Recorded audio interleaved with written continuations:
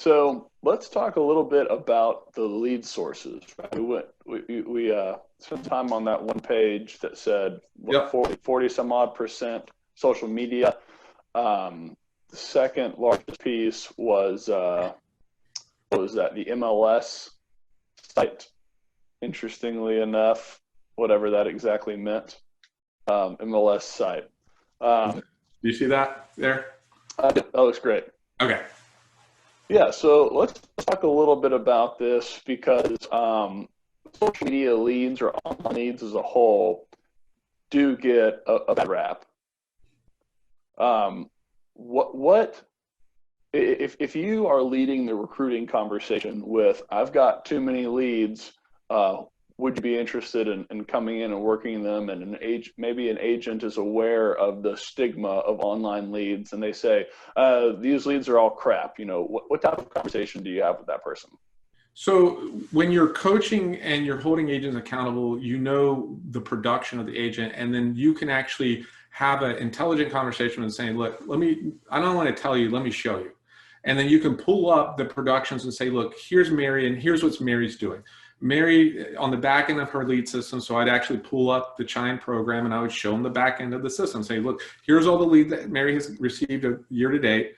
And then I would go to the production report for Mary. And then one of the things as a broker that I would be doing is I would be tracking the sources of where your deals are coming from. So that at the end of the year, you can validate with that agent that you have on your lead system. Look, out of your business, you did, let's say 24 transactions, 6 of your transactions come from the lead system. Your average sales price in your marketplace is, let's say, 250,000. So 6 times that is 1.5 million. At a 3% commission, that's 45,000 gross commission. That's how much revenue was generated off of this lead system. That's a tangible number that you can actually show that potential recruit, where they can see, okay, if I come on board, it's not just leads, and we all have heard the 2%, 3% conversion rate and everything like that. Well, 2%, 3% of nothing is what? Nothing. The mindset, they don't understand that. But what I do understand is, if I do this, I can make $45,000 commission. I can make $24,000 commission. I can make $18,000 commission. If you can show that and not just tell them, but show them, that's going to be impactful for that person making the decision to come on board.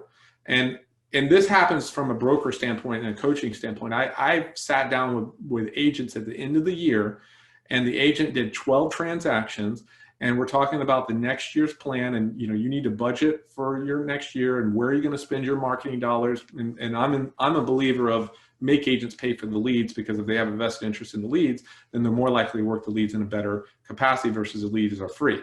So I believe agents should pay for leads. And it happened quite a few times where the agent said to me at the end of the year, it says, hey, Stan, I want to stop paying for the leads because I want to save some money.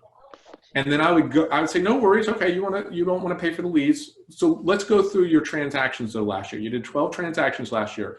Where did this deal come from? Where did this deal come from? Where did this deal come from? And they're like, well, that was a referral. That was the Sphere. That was FSBO. That was the lead system. That was the lead system. That was the lead system. And then literally their eyes go, oh, maybe I don't want to do that. And sometimes, it can happen seasonally because, they've been paying for the lead system October, November, December. They didn't close a deal that October, November, December. They forgot that they closed 3 deals in, June and July and August. And they were spending $100 a month, which is $1,200 a year. And they generated $1 million in sales on that $1,200 investment at 3% commission, 30,000 gross commission. And if you got them at a 60, 70% split, they're putting, $21,000, $20,000 in their pocket. Well, would you spend $1,200 to make 20?